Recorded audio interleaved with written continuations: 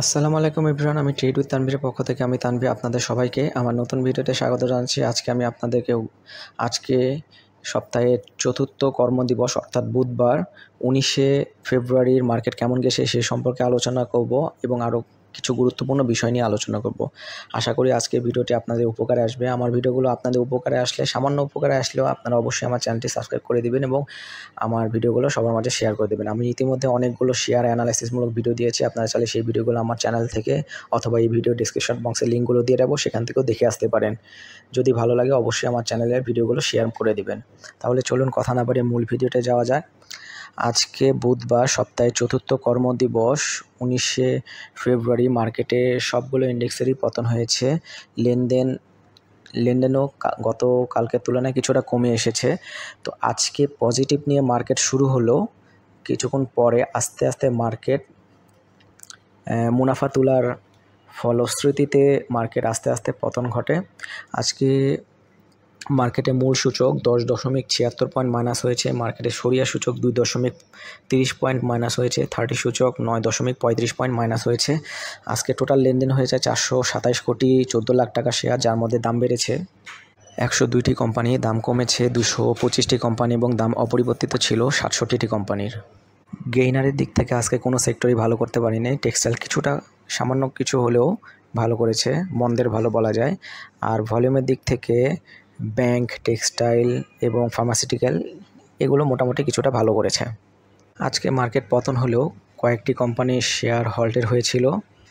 এই গেল মার্কেটের অবস্থা। এখন চলুন আমরা মার্কেটের টেকনিক্যাল চার্ট নিয়ে কিছু আলোচনা করি। আমি গত অনেকগুলো ভিডিওতে বলেছিলাম মার্কেট গত 3 মাস ধরে আমি যে 5টি জোন এঁকেছিলাম তার মধ্যে তৃতীয় এবং চতুর্থ জোনের মাঝখানে অবস্থান করছিল।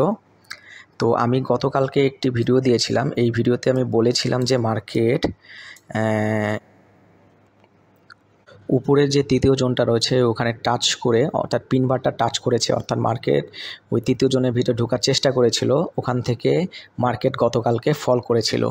তো আমি বলেছিলাম, এখান থেকে আমি এটা বলেছিলাম যে মার্কেট যেহেতু উপরে যে তৃতীয় জোনটা রয়েছে সেখানে ঢোকার চেষ্টা করেছে এবং ওখান থেকে ফল করেছে। আমি বারবার বলছি যে এখানে যতবারই উপরে তৃতীয় জোনের ভিতর ঢোকার চেষ্টা করে ততবারই ফল করে, অর্থাৎ এখান থেকে মার্কেট একটা ফল করার সম্ভাবনা রয়েছে।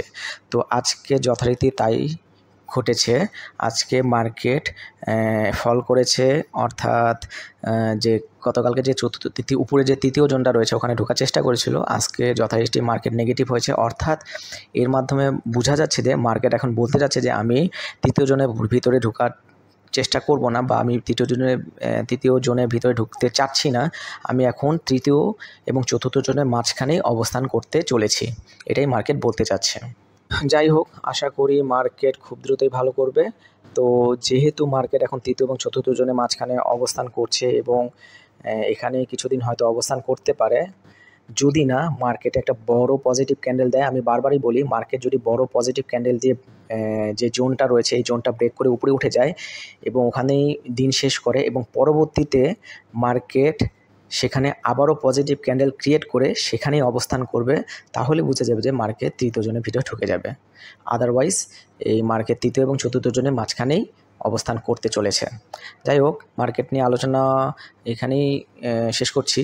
তো আমি এখন কিছু গুরুত্বপূর্ণ বিষয় নিয়ে আলোচনা করবো। আমি প্রথমে যে নিউজটি নিয়ে আলোচনা করবো সেটি হচ্ছে 19শে ফেব্রুয়ারি লেনদেনের শীর্ষ 10 শেয়ার, অর্থাৎ আজকে সপ্তাহে চতুর্থ কর্মদিবস 19শে ফেব্রুয়ারি লেনদেনের শীর্ষ যে 10টি শেয়ার ছিল সেই শেয়ারগুলো হলো মিডল্যান্ড ব্যাংক, লাভেলো আইসক্রিম, তারপরে রয়েছে ওরিয়ন ইনফিউশন, গ্রামীণফোন, রবি আজিয়াটা, ব্রিটিশ আমেরিকান টোবাকো, অগ্নি system, Sun Life insurance, NRB bank এবং মেঘনা পেট্রোলিয়াম। আপনারা চাইলে এই শেয়ারগুলোর দিকে নজর রাখতে পারেন। আমি এখন পরবর্তীতে যেই নিউজটি নিয়ে আলোচনা করবো সেটি হচ্ছে 19শে ফেব্রুয়ারি ব্লক মার্কেটে 5 কোম্পানি বড় লেনদেন। আজকে ব্লক মার্কেটে যে 5টি কোম্পানি বড় লেনদেন হয়েছে সেটি হচ্ছে Beximco pharmaceutical, beach hatchery, Tosrifa industries, Jamuna bank এবং খান ব্রাদার্স। আপনারা চাইলে এই 5টি শেয়ারের দিকেও নজর রাখতে পারেন।